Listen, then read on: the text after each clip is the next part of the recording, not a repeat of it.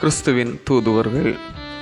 அது என்னவெனில், தேவன் உலகத்தாருடைய பாவங்களை எண்ணாமல் கிறிஸ்துவுக்குள் அவர்களை தமக்கு ஒப்புரவாக்குதலின் உபதேசத்தை எங்களிடத்தில் ஒப்புவித்தார்.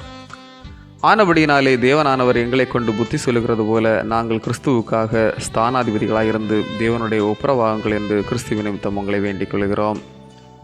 நாம் அவருக்குள் தேவனுடைய நீதியாகும்படி பாவம் அறியாத அவரை நமக்காக பாவமாக்கினார். 2 கொரிந்தியர் 5:19, 20, 21.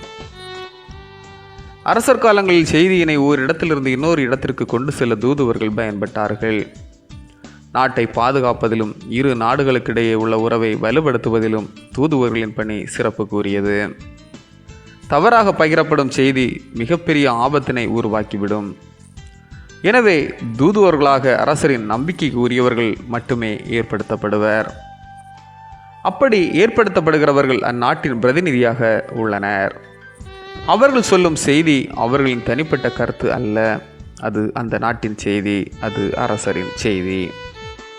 பவுல் தம்மை கிறிஸ்துவின் தூதுவர் என்றும் தம்மோடு இருக்கிறவர்களை கிறிஸ்துவின் தூதுவர்கள் என்றும் முன்னிறுத்துவதின் வழியாக அவர்களால் பறைசாற்றப்படும் செய்தி அவர்களுக்கு உரியதன்று, அது கிறிஸ்துவுக்குரியது என்பதை நாம் அறிந்து கொள்ள முடியும். இரு நாடுகளுக்கு இடையேயான அமைதிக்கும் அன்புறவுக்கும் காரணமாய் தூதுவர்கள் இருப்பது போல கிறிஸ்துவின் தூதுவர்கள் இறை மக்களுக்கும் இறைவனுக்கும் இடையே அன்புறவை கட்டி எழுப்பும் பாலமாக இருக்க வேண்டும் என்பதே அப்போஸ்தலராகிய பவுலின் விருப்பம். ஆமேன். இந்த நாள் உங்களுக்கு இனிய நாளாக மலரட்டும்.